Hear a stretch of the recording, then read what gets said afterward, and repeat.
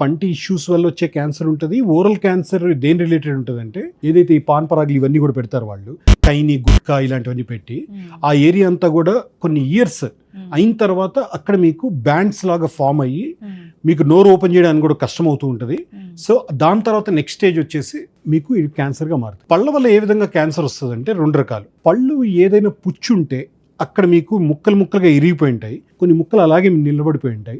అవి మీరు మాట్లాడేటప్పుడు అంతా బుగ్గలు కోసుకొని లోపల ఉన్న మీకు ఆ చీక్లో ఏరియానంతా కోసుకొని హోల్స్ లాగా పడుతూ ఉంటుంది స్లైట్గా.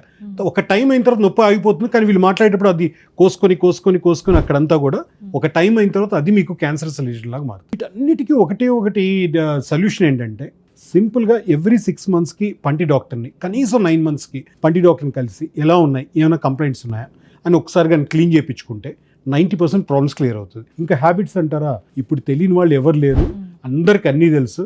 హ్యాబిట్స్ కంపల్సరీ కంట్రోల్ చేసుకోవాలి, ఇంకా చెప్పాలంటే ఆపేయాలి. అవి ఆపకపోతే ఇలాంటివి అవుతాయి. ప్రతి ముఖేష్ మన టీవీలో ముందు చెప్తూనే ఉంటారు సినిమాల్లో.